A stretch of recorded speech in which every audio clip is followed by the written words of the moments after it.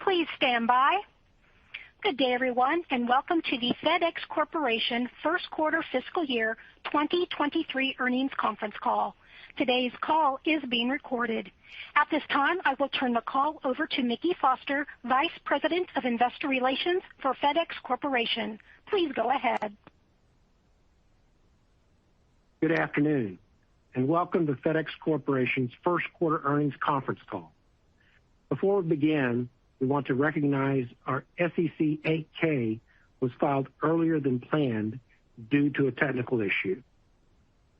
The first quarter earnings release, Form 10-Q, and stat book are on our website at fedex.com. This call is being streamed from our website, where the replay will be available for about 1 year. Joining us on the call today are members of the media.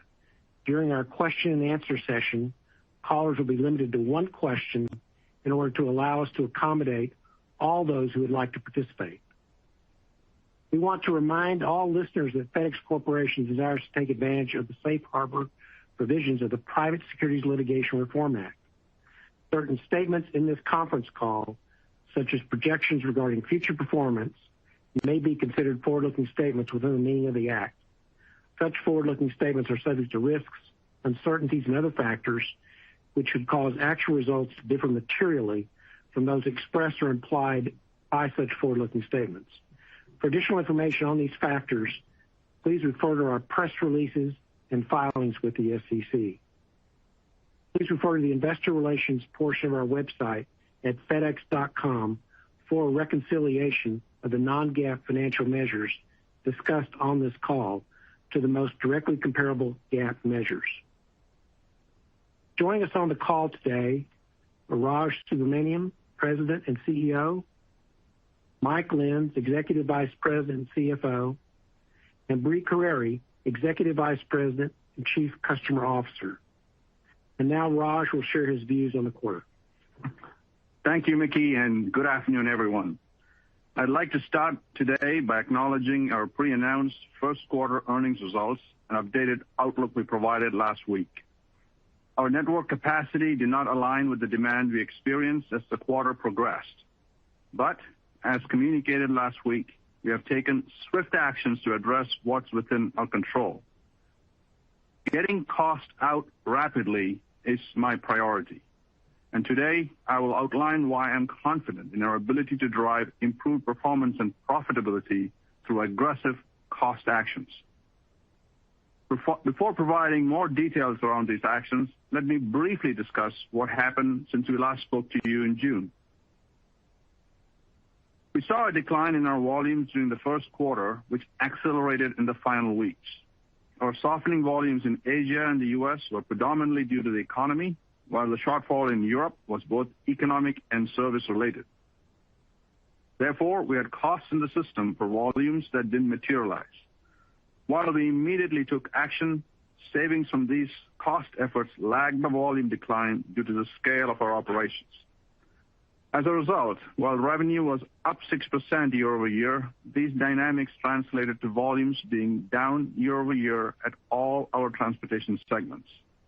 The volume decline directly impacted our bottom line, driving total company adjusted operating income down roughly 18% year over year. Now, what matters most is what we are doing about it. And this brings me to our aggressive and decisive plan to reduce costs. I'll speak to our actions in two parts. First, our fiscal year 23 steps to immediately reduce costs. And second, our Deliver Today, Innovate for Tomorrow transformation strategy to permanently reduce costs and optimize our network. Starting with fiscal year 23, we are prioritizing cost actions to generate $2.2 to $2.7 billion of savings, of which about $1 billion will be permanent. Taking each key contributor in turn, at FedEx Express, we expect to drive $1.5 to $1.7 billion in savings this fiscal year. The largest single expected contributor in fiscal 23 will be the changes we are making to our Express air network as we cut global flight hours. This reduction includes 11% of trans-Pacific daily frequencies, 9% of transatlantic daily frequencies and 17% of daily frequencies in the lane between Asia and Europe. As volumes deteriorated later in the quarter, we began making these structural changes to our network. The impact of these initial changes will be fully realized in October, and the benefit of our continued actions will steadily increase throughout the fiscal year. We are also evaluating additional reductions to be implemented post-peak. Further, we're taking steps to enhance our ground efficiency, including reducing routes, hours, vehicle rentals, and other on-road expenses.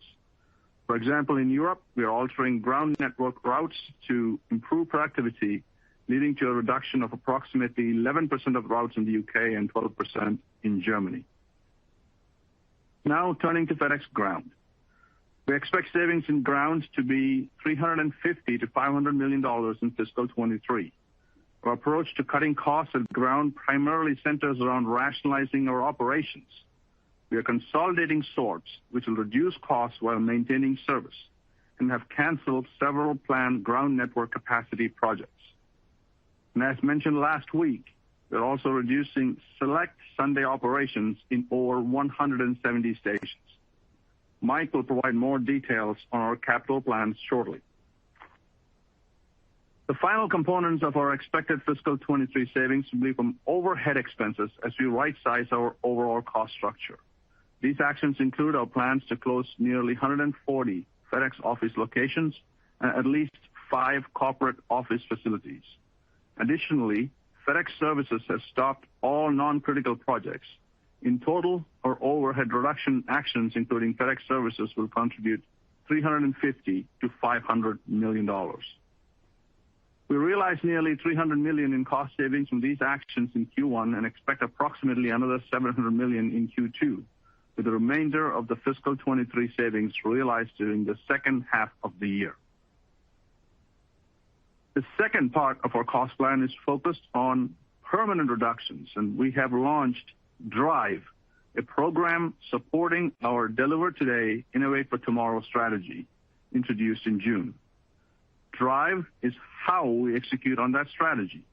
Our team has already started implementing cost reductions under this program, and this will ultimately enable Network 2.0, the long-term end-to-end optimization of our network. Sriram Krishnasamy, our newly appointed Chief Transformation Officer, will facilitate Drive and continue reporting directly to me. In total, we expect to take out an additional $4 billion in costs related to Drive by fiscal year 2025. To be clear, these are incremental to the fiscal 23 savings I just outlined. These transformational changes will lay the foundation for Network 2.0, which will create an additional $2 billion benefit over the long term. In closing, we are focused on actions we can control as we stabilize our near-term performance and execute against our long-term strategy. I'd like to sincerely thank our highly motivated team for their hard work and dedication to deliver upon the Purple Promise. Now, let me turn it over to our Chief Customer Officer, Brie Carere, to discuss market trends that underpin our outlook and our commercial strategy in some more detail. Thank you, and good afternoon, everyone. As Raj discussed, during the first quarter, manufacturing, global trade, and consumer spending decelerated, particularly late in the quarter, and certainly more than we anticipated. As a result, our first quarter volumes were lower than we forecasted. Our current expectations for 2022 U.S. GDP growth and U.S. industrial production forecasts have declined by about 100 basis points since June. Data shows that U.S. consumer spending has slowed as inflation remains a challenge. Further, consumption is skewed towards services, demonstrated by the fact that in June, excluding auto, the real retail inventory to sales ratio fully recovered to its pre-pandemic level.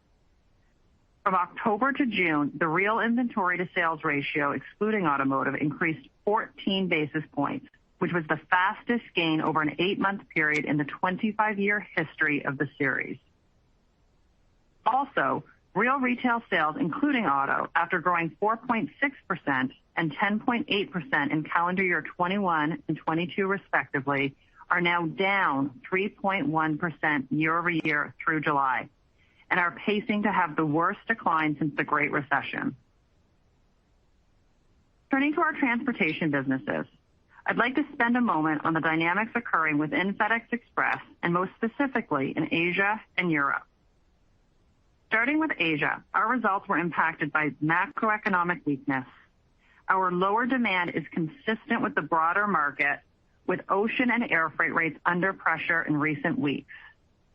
A good indicator of how quickly the market changed in Asia is to review the spot rates coming out of Hong Kong and Shanghai. In June and July, spot rates were between 20 and 40% higher year-over-year respectively. In early August, these rates fell to single digits, and by the end of the month, Shanghai had plummeted to a 10% decline year-over-year, while Hong Kong rates were flat. Through June, which is the latest data available, we have had small market share gains in our Asia region. In Europe, the economy was weaker than we anticipated, and service further pressured our results. Our network integration was successfully completed in March, but it is an incredibly complicated effort to combine two individual networks of this scale. Throughout the quarter, we continue to refine our standard operating procedures to improve service levels and create momentum across our European division. Moving now to FedEx Ground. Revenue growth was driven by higher yield from higher fuel surcharges, base rate increases, and improved volume mix. Despite volumes being lower than anticipated, we have held market share in the United States. FedEx Ground has strong service levels, best in market transit times, and an exciting new picture proof of delivery capability. We are ready to deliver for peak. We will remain nimble in leveraging peak surcharges to balance demand and the capacity of our networks as we monitor volume trends. And at FedEx Freight, momentum continues to build. The Freight team delivered another strong quarter marked by 21% revenue growth. The team continues to drive disciplined execution focused on revenue quality and profitable share growth. For the company overall, we continue to execute our revenue quality strategy and pursue business that provides attractive yields. We continue to deliver new pricing capabilities, and we've taken recent actions to stay well positioned relative to the market as we approach peak. We have maintained a brisk pace for repricing contracts for renewals and continue to negotiate strong increases. We just announced a 6.9% general rate increase this coming January in our response to inflationary pressures on our costs. We also announced our new remote area surcharge and peak residential pricing in the United States. In Europe and Asia, we will launch a new handling surcharge as well this January. In August, we implemented international fuel surcharge table adjustments for Asia, Europe, the Middle East, and Africa. Fuel surcharges are an important pricing tool. We rigorously monitor fuel prices to ensure that we are appropriately positioned relative to the market. We're moving with speed and agility to reposition our business model for today's operating environment. As you heard from Raj, we have great opportunity to align costs with volume levels. We are committed to doing this while executing against our commercial strategy and delivering for our customers. Importantly, we're still focused on the longer-term opportunity, growing in high-value segments, driving improved service quality, and of course, delivering an outstanding customer experience. I am really pleased with how our teams have responded in this dynamic environment, and we are well positioned to deliver during the upcoming peak season. Service is strong, and we have a fantastic value proposition. With that, I'll turn it over to our Chief Financial Officer, Mike Lenz. Thank you, Brie. While revenue was up 6% for the quarter, profitability was challenged, with operating income down 18% on an adjusted basis and adjusted operating margin down 150 basis points year-over-year. At Express, adjusted operating income declined 72% due to lower average daily package and freight volume and increased expenses as cost reductions lagged volume declines. These factors were partially offset by yield management actions, including higher fuel surcharges. Package yield, including fuel, grew 16% year-over-year. Turning to Ground, Operating income increased 3%, primarily due to yield improvement and home delivery volume growth. Yield, including fuel, grew 12% year-over-year. These factors were partially offset by higher operating expenses, driven by increased purchase transportation and other operating expenses. Freight delivered another strong quarter, with operating income increasing over 67% as the freight team continues to execute. This was driven by yield management actions, including higher fuel surcharges. Yield, including the surcharges, grew 27%. This was partially offset by higher salaries and employee benefits, as well as lower shipment volumes. To address the changed environment, we're focused on what's within our control and moving with urgency to take costs out of the network. Our team is operating with speed to identify cost-saving opportunities and accelerate their implementation. The $2.2 to $2.7 billion fiscal 23 savings we're targeting are relative to our initial plans heading into the year. The majority of this year's savings will come from Express, where the demand change has been most pronounced. We expect about $1 billion of our fiscal 23 savings to be permanent in nature, with flight reductions the largest component, along with corporate and back office costs. These permanent cost reductions were not part of the Deliver Today, Innovate for Tomorrow strategy we shared in June, which is about how we structurally optimize our networks. These reductions are directly related to flexing in a changed environment with a view to build back differently in the future. As Raj mentioned, we remain committed to the profit improvement objectives we shared at our June investors meeting. We have launched efforts to accelerate initiatives, identify incremental opportunities, and implement metrics to track progress under the DRIVE program. So next, I'll give more details on the targeted $4 billion savings by fiscal 25 enabled by DRIVE. About $1.4 billion of the total will come from a FedEx Express operating expenses.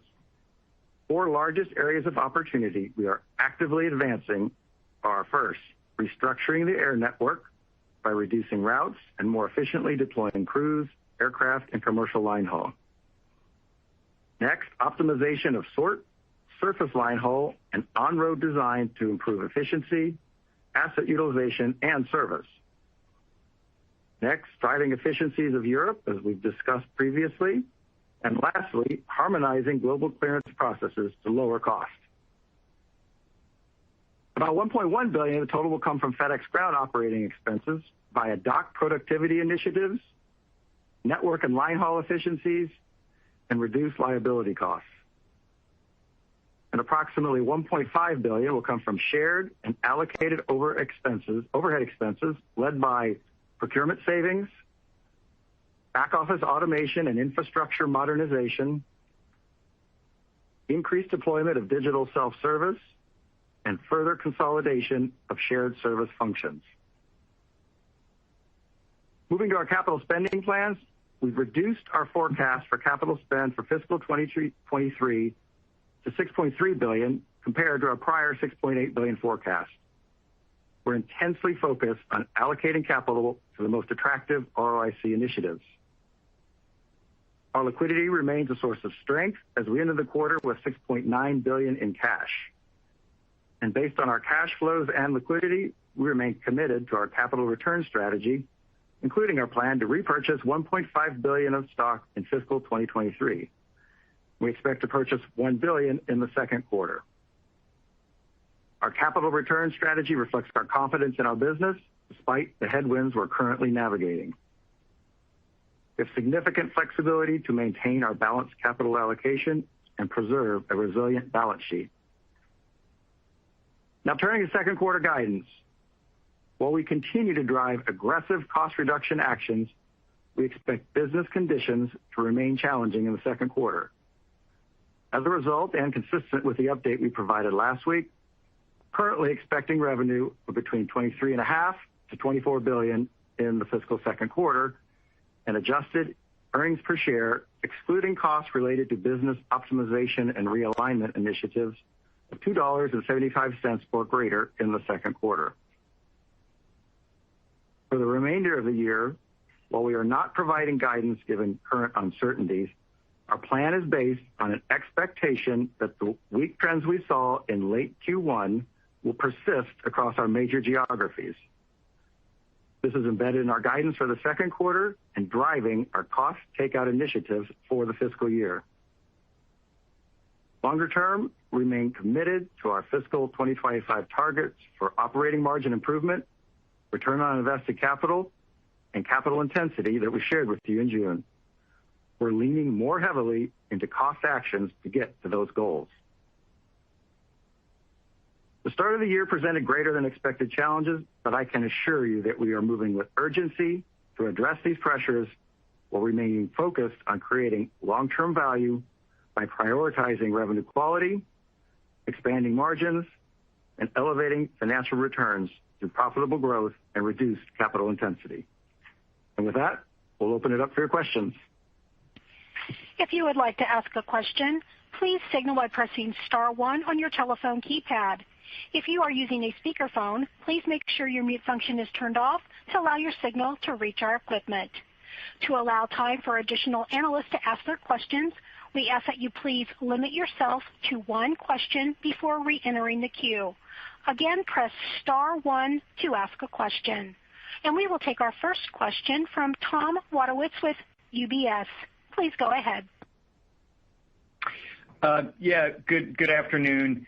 Wanted to see if you could maybe give us some more perspective on some of the biggest cost reduction actions and just kind of your level of confidence on the execution. It seems like, I guess, parking the planes and taking out capacity is something you've done in prior downturns, but perhaps rationalizing sorting centers seems like a new thing in ground. And I guess the labor markets, maybe it's a little tougher to take a labor market if you think you might need it back. So I just wanted to see if you could give, maybe a bit more detail on your visibility to those cost actions and kind of how they come through. Thank you.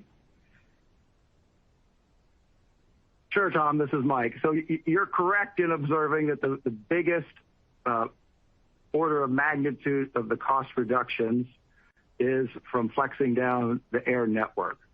So that will come into play, particularly as we move through into the second half of the year, as the flight reductions take effect in October and into November. So at ground, you spoke of the facility and sort rationalization. What that does for us is, as volume fell down below expectations, that leads to inefficient line haul because load factor's down, and so thus you're running more line haul than you need for the volume you have. So by consolidating sorts and rationalizing facilities, that's just an example of how we can optimize against the lower volume. I also highlight that within the capital spending projections, we have deferred a number of planned ground facilities, and we actually canceled a few that we're literally about to initiate. So we are moving quickly on this and fully acting to realize the full potential there. So we have clear plans to get at all of these. I have a long list, and they all add up to a very solid number, and the team's focused on execution. We will take our next question from Brian Ossenbeck with J.P. Morgan. Please go ahead. Yeah, hi. Maybe just more a basic question. Raj, can you just talk about, the reason why this is only a FedEx issue, at least at this point in time? Why haven't peers called this out? They all seem to sound like things are actually working pretty well in their favor, at least not nearly as much of a fall off as you've highlighted. So maybe you can just address that and why you waited a week to talk about the costs, which we're all waiting for, and then just because of the significant downdraft in Express, can you give us some recent stats in terms of just how quickly it fell and how September is shaping up? Okay, let me start, and then Brie can talk about some of the trends you're seeing. Listen, I can't comment on what our competition is seeing or not seeing. All I can say is the trends that we are seeing in the marketplace, and we want to get out ahead of this. Listen, at the end of the day, the macro is going to ebb and flow. It's really the activities that we do that matters at the end of the day, and we want to take control of what we can control. And that's why we are being very aggressive on our cost actions. And again, we'll let the economic environment, the things that we don't control, it'll do what it'll do. We'll focus on the issues that we can control, and primarily on the cost side. I'll let Bree talk about the revenue trends. Sure, thanks, Raj. Brian, just to kind of reiterate when I know we had a lot of opening comments, but when we look at kind of the background, we really did break things into three categories. In Asia Pacific, we absolutely believe that this is a market trend and not a FedEx trend. As I mentioned, our market share studies, they are a little bit of a lagging indicator, but we do see that through June, in our Asia Pacific region, we actually gained market share, and that's why I shared those spot rates and how quickly the market changed in August. And we do believe the entire market is experiencing that in Asia. In Europe, similar story from an economic perspective. We think that the economy got worse throughout the quarter. We, however, as we acknowledged, did not have the improvement in service in the quarter that we had expected. We actually saw some plateau in service levels, so that was a FedEx issue. And as Raj mentioned, we're working on it furiously and actually feel good about the momentum there from a service improvement. And then here in the United States, as I mentioned, through June, we can see that we've held market share. If you actually look from a nuance perspective, I would say that the one nuance within the domestic performance is that from a FedEx Ground Economy perspective, we have prioritized revenue quality, and so we have let some volume go. That was very conscious, and we have seen that kind of persist throughout the quarter. So, overall, we do think that the entire market is experiencing what we had from a macroeconomic perspective. And then for Q2, you've got the revenue range, and I would say that September is right in that range. We will take our next question from Brandon Oglenski with Barclays. Please go ahead. Hey, Raj and team. Thanks for taking my question. And definitely appreciate the new cost plans, but maybe we're going about this all the wrong way. Because there's been plenty of cost improvement plans in the past at this company that just haven't delivered. So can I ask a pointed question? Have you done a product review? Like, what is not working the last 20 years that's driving lower profitability in your network relative to your competitor? Is there a certain product or customer or region that just isn't working? And I can tell you from the outside looking in, TNT seems to have been an unmitigated disaster here that just isn't delivering because you guys are calling out European losses again. And then from our perspective as well, dual express and ground pickup and delivery networks, I get it. I know that express and ground have different dynamics. However, your asset efficiency is literally half that of your nearest competitor, which is unionized, if I might add. So, I guess why not use this downturn to put more concrete plans in place to exit markets or regions that aren't working? And, the $1 billion in permanent cost out, obviously a step in the right direction. But I guess how can you address the deficiencies in the network as you see them? Well, thank you, Brandon. I think, we are absolutely fully committed to taking cost levers out. We talked about in three buckets, fiscal year 23, the $2.2 to $2.7 billion with, for cost takeout here. We're talking about $4 billion between 23 and 25, and then in the Network 2.0 of $2 billion after that.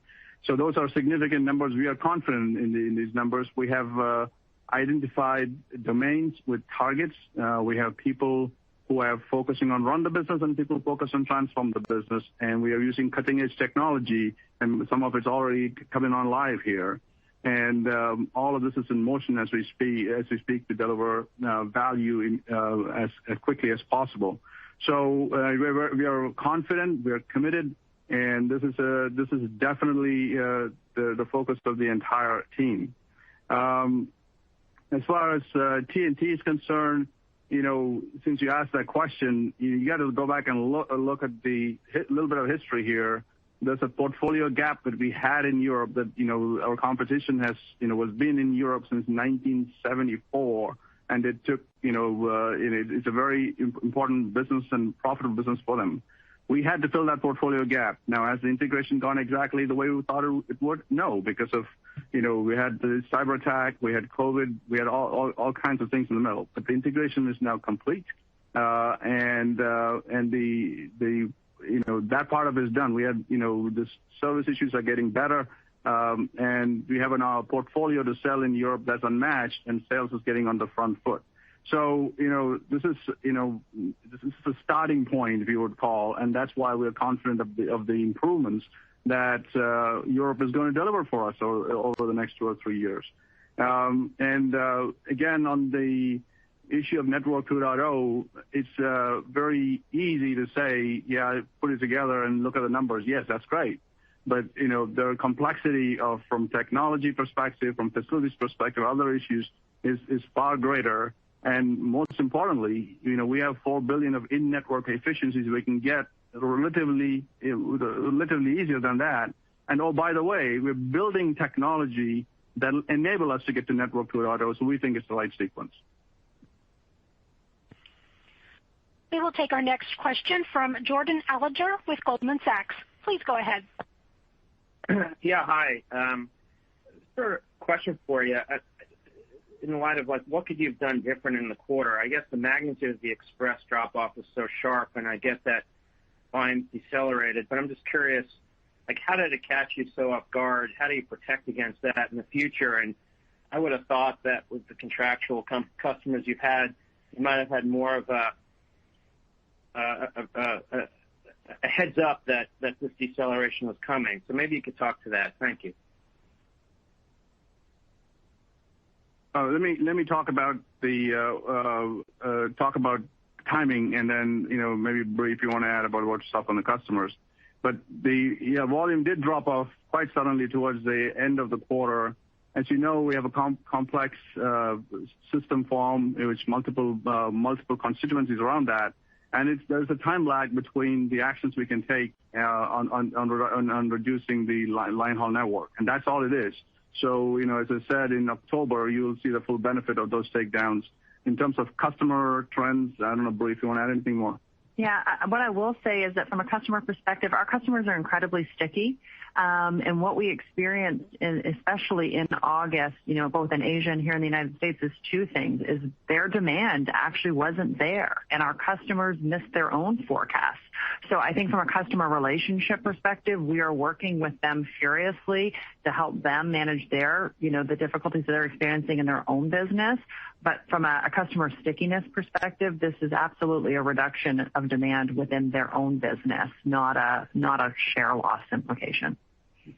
Yeah, Jordan, this is Mike. We also are very intently focused on identifying these variable costs and shortening the time span at which we can realize the reduction there. So again, there's a span and continuum across different lines of business and nature of cost, but we are intently focused on shortening that horizon. We will take our next question from Helane Becker with Cowen. Please go ahead. Oh, thanks very much, operator. Hi, team. So just kind of wondering if you could be more specific on flights that you're reducing and parking aircraft to get to those $1.6-ish billion number. How should we think about the trade lanes that are going to be impacted and maybe the number of aircraft that are going to be on the ground? Or do you change your Boeing delivery schedule?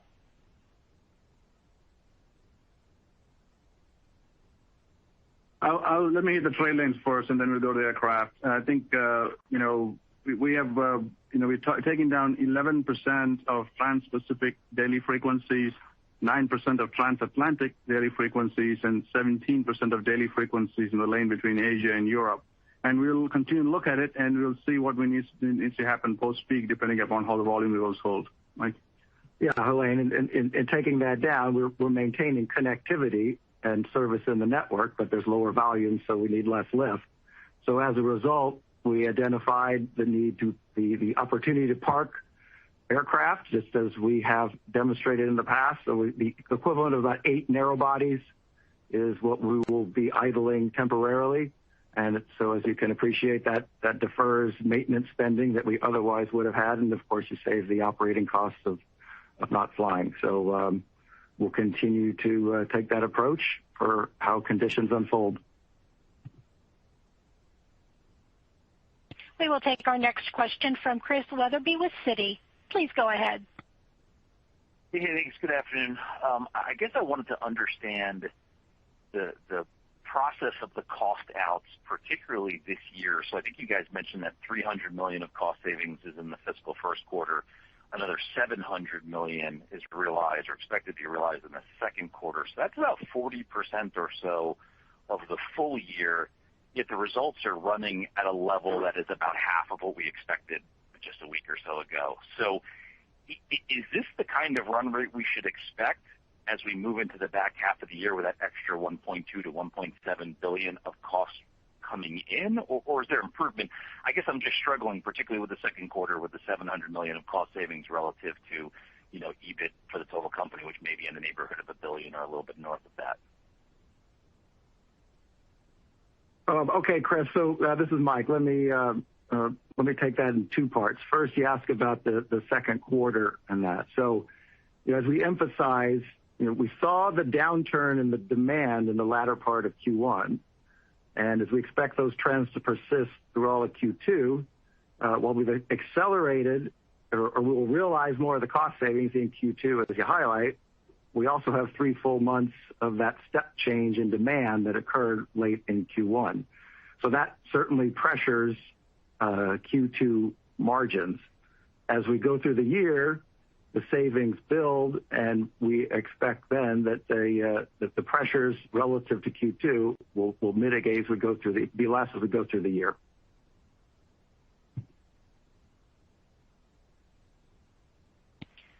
We will take our next question from Ken Hoexter with Bank of America. Please go ahead. Hey, great. Good afternoon. Just before I get to the question, I just wanted to understand why you chose to launch your Q&A with CNBC versus hosting a conference call. Just want to understand the philosophy of what we can expect of the message going forward and how you plan on distributing it. Obviously, you had technical issues today, but just to try to understand why you chose that route in getting a message out. But my question is, how do you solve the festering ground contractor issue? It seems like you talked about purchase transportation cost scaling. You mentioned in your statements you've pulled some networks. Some have turned their routes in. It seems like there's really deep concern. Is there opportunity to use this kind of, I don't know whether the cost savings or something, to change the structure there to resolve some of these issues that the contractors seem to have? Thanks. Okay, Ken, this is Mike. First, as it relates to your question about the pre-release, so we felt that was appropriate for the circumstances. It's consistent with market practices, and quite frankly, allowed us to use more time today to be talking about how we're going to address it and our future plans. As far as the perceived issues on the ground side, let me just assure you, first of all, that the service levels at FedEx Ground are now reached pre-pandemic levels, and we are very well positioned for peak. The 6,000 contractors, we have 96% of them have signed the peak incentive program, and to put that in perspective, this is running ahead of where we were last year. So a lot of those were in the media. They're all much more of a perception issue than reality, and we are well positioned for peak, and we have the support from our team. We will take our next question from Amit Mehrotra with Deutsche Bank. Please go ahead.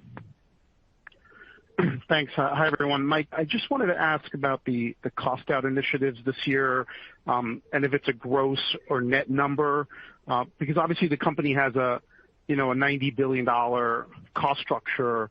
If it's not net, 2.2 to 2.7 billion, it may sound like a lot, but if you have 3% inflation on that number, it wipes out the entirety of the cost savings. So I want to know how you think about that, if that's a fair or unfair way of characterizing it. And then just very simply, are express profits going up from here in the fiscal second quarter, or are they going down from here? If you can just answer that as well. Thank you. Amit, first, as we said, the 2.2 to 2.7 is relative to our cost plans that we had coming into the year.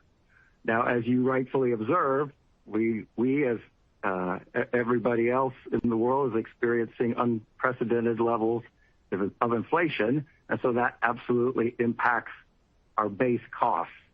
I guess the best way I could characterize it for you is on an absolute cost basis, the first quarter is the largest of the absolute year-over-year increase.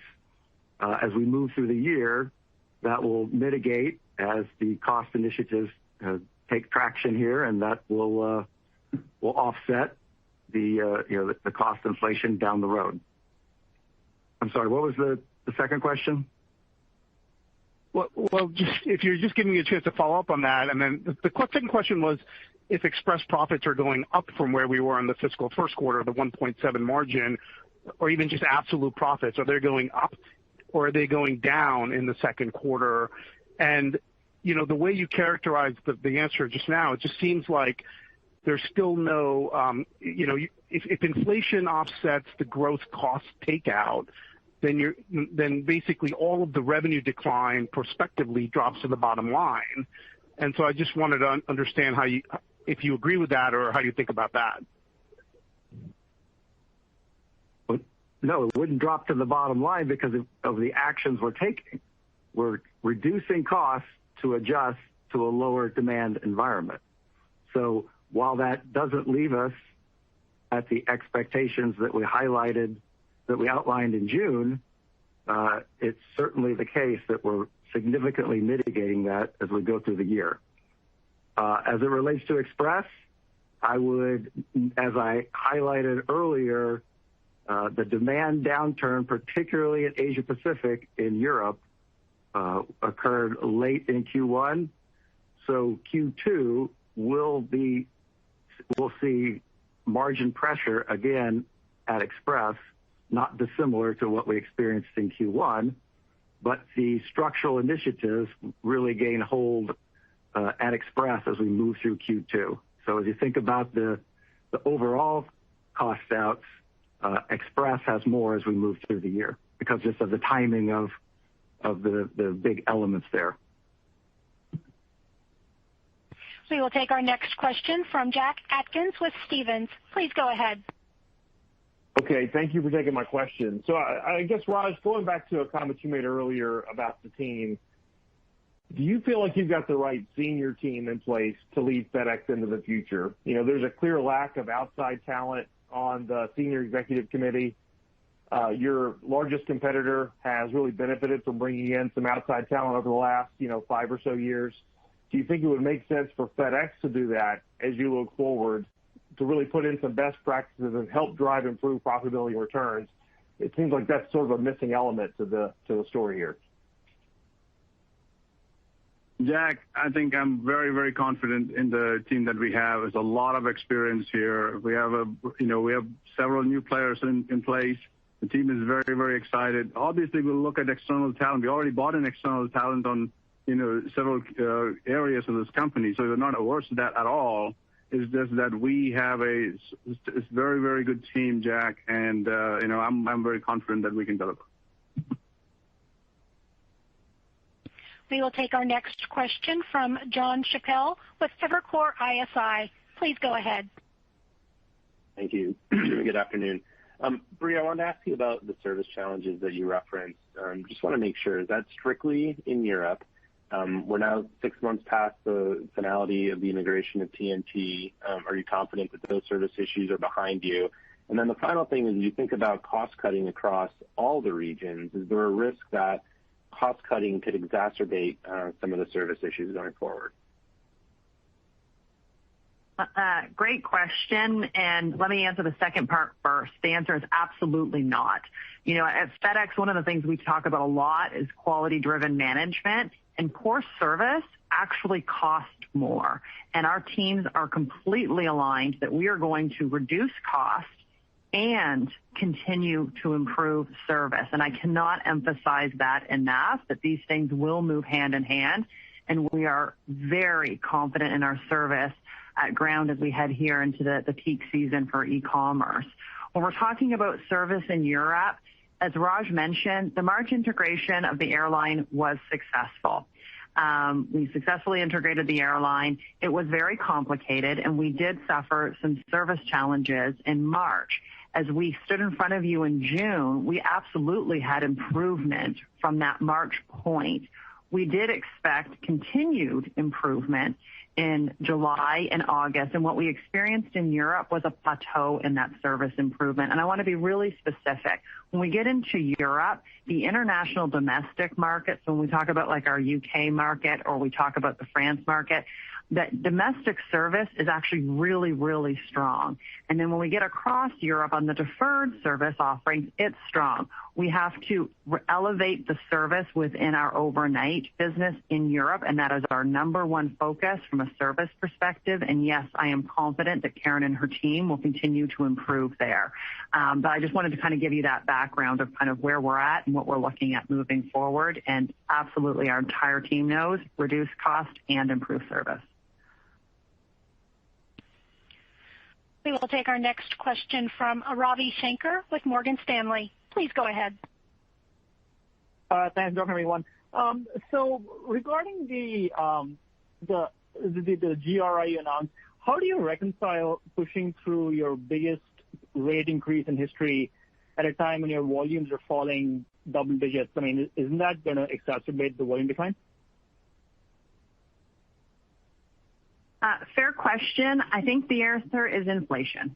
Last year, we had a 5.9 increase and post. And by the way, we have just an incredible insight into our pricing discipline and the market, and the commercial tools the team has are just best in class. So last year we did a 5.9. It was incredibly sticky. We had continued cost increases throughout the year. And so we felt that the 6.9 was appropriate for this year's GRI. We will monitor post-implementation stickiness. And of course, we're constantly looking to balance the yield and the volume and make sure that we get the right volume levels from a utilization perspective. But given the inflationary backdrop, yes, we thought this was the right increase for the year.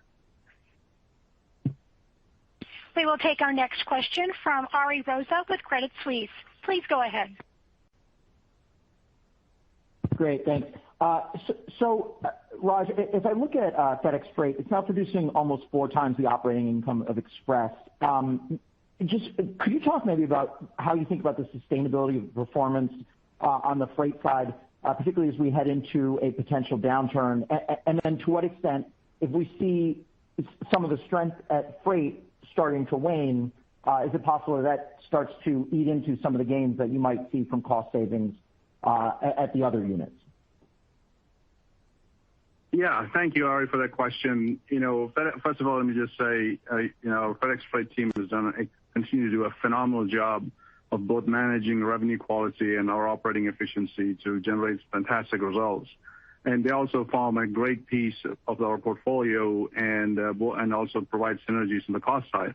The point that you made is important but we have, when there's a significant change when we went through a last downturn, that we were very much focused on revenue quality and efficiency, and as even through the downturn, actually the margins expanded. And so we are very disciplined in this area, and we are executing that plan. We'll have to watch how the market conditions change. Our volumes have actually, as you can see, have declined, and yet the margins have gone up. And the team has done a fantastic job. I expect them to do that going forward. We will take our next question from Bruce Chan with Stifel. Please go ahead. Yes, thanks, operator. Raj, Brie, I just want to go back to some of your earlier comments and maybe just ask it bluntly. When you think about the miss, how much of the shortfall was volume related and how much was from, those European service issues?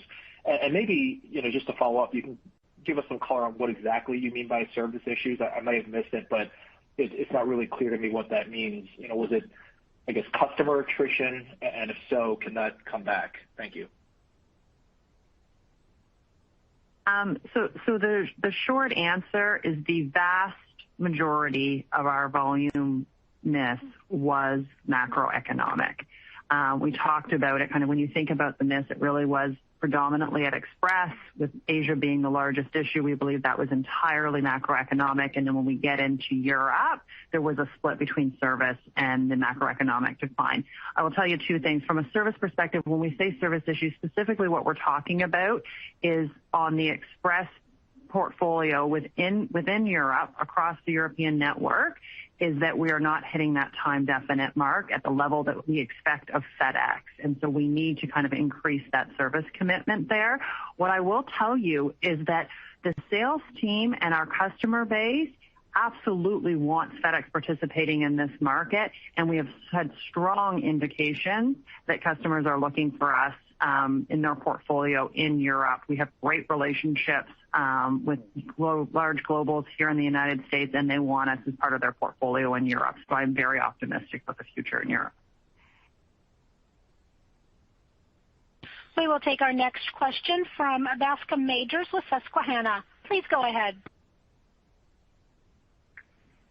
Raj, you've managed through a lot of change at FedEx since 2016. Just to mention the TNT acquisition, the cyber attack, the trade war downturn, the pandemic, a change in leadership from a founder, and whatever we're going to call this cyclical reversal when we look back on it in a few years here. But as you step back and reflect, are there any management mistakes that FedEx did make? And, if so, what can you learn from those mistakes to set your customers and your shareholders up for success over the next 3 to 5 years? Thank you. Well, Bascome, I think it's an excellent question. And just think about this for a second. You see, when 2016 was, we were primarily in the B2B space, and when you look ahead of the market, we thought 90% of the growth for the next 5 years is going to be e-commerce driven and 10% B2B. Well, you look back now and look at that time frame, we see almost not 90%, but more than 100% of the growth came from e-commerce. So we actually, expanded our e-commerce portfolio in a big way and expanded our operations ground. We are very proud of the work we did, in creating this portfolio of services in this time frame.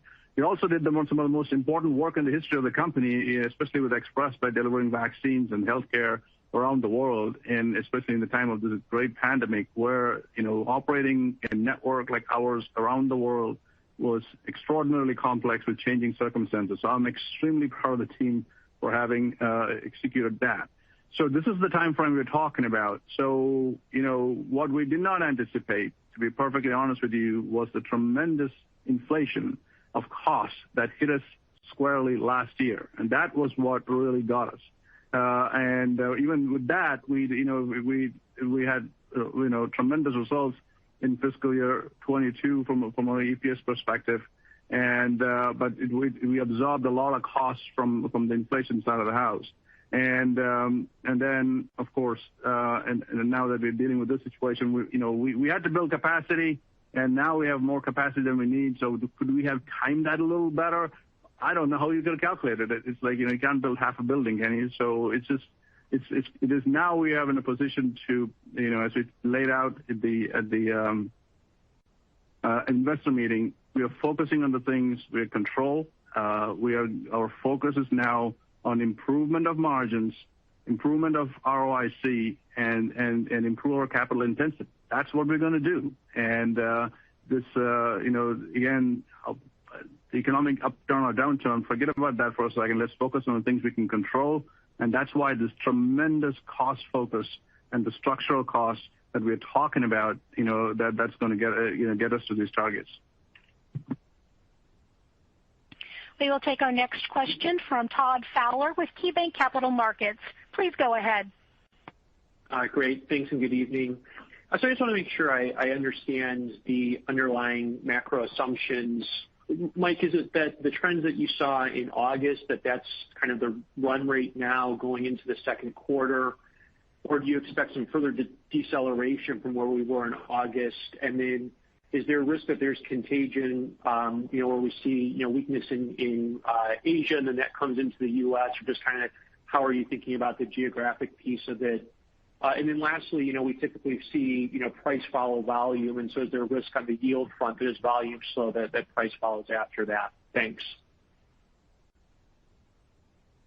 Okay, Todd. So yeah, the basic underlying planning assumption that we are using is that the demand levels that we experienced in late August will continue through the rest of the year, and so that we're taking actions accordingly to react to that. So that's the operating assumption now. I don't have a crystal ball about contagion in that, but rest assured we are going to continue to focus on the things we can control, and if we need to make further adjustments and reductions in the cost structure, we will move quickly and decisively. We will take our next question from Jeff Kauffman with Vertical Research Partners. Please go ahead. Thank you very much. And thank you for the guidance on the cost savings as well. I just wanted to ask, because I noticed that the other corporate and overhead part of operating income was about $100 million higher than a year ago. It costs money to park planes, and I don't know if you're furloughing pilots or you're reducing those hours. It costs money to reduce routes or consolidate sorts or shut down offices. Do you guys have any estimate for where those costs are going to be, how much they're going to be? Were they running through the regular P&L during the quarter, or was that the $100 million in incremental costs that I saw going through kind of corporate office and other? Jeff, yeah, let me just specifically address the $100 million. You can put it into two pieces. We had a specific customer bad debt reserve that we booked for $80 million at FedEx Logistics. And so while we are pursuing legal action, it was the appropriate reserve to take at this point in time. And then while we separate it out in terms of our adjusted earnings, there's also $24 million of our business realignment is in that corporate other line. So maybe that gives a little more context for what's there. We will take our next. To clarify, as far as any other, no charges or anything that was specific to the items you were asking about. And there is also no furlough of the pilots. That's not even a thing. We will take our next question from David Vernon with Bernstein. Please go ahead. Hey, good afternoon. So I appreciate the added color on the cost saves, but reductions from baseline are kind of difficult to book as profitability. 10 weeks ago we were looking at a low $20s EPS number going to something in the low 30s. Is there any to think that those targets for earnings power have actually shifted as a result of what's happening in the market right now, or are we just pushing those out? And does the $4 billion of extra cost saves just kind of get you back to that 10% margin level? I think, David, the way to frame it is that we fully recognize that the external environment has changed more than we expected. So we're focused on delivering the margin improvement, lowering the capital intensity that we highlighted, but it's absolutely the case that a greater emphasis will be put on the cost reductions. And so that's what we're highlighting here today, and we have the specific initiatives and plans in place to go after that and realize that as supportive of the goals that we outlined.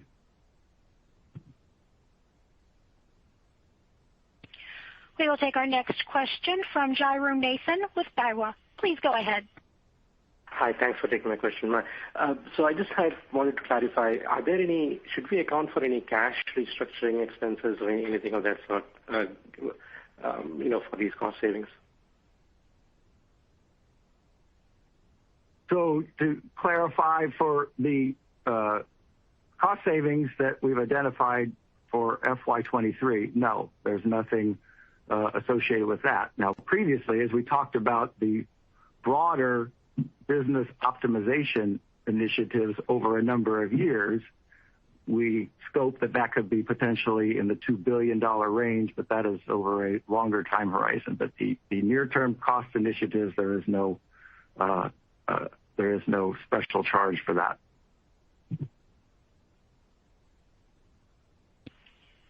That concludes today's question and answer session. At this time, I will turn the conference back to Raj Subramaniam for any additional or closing remarks. Well, thank you very much. And in closing, let me just say, this goes without saying, it was a challenging quarter. This is a real critical moment in time for FedEx to execute, and I'm very confident that we will. The actions we're taking are key components on the path to achieve our long-term targets and make FedEx stronger for a better tomorrow. Thank you for your time today, and thank you for your interest in FedEx. This concludes today's call. Thank you for your participation. You may now disconnect.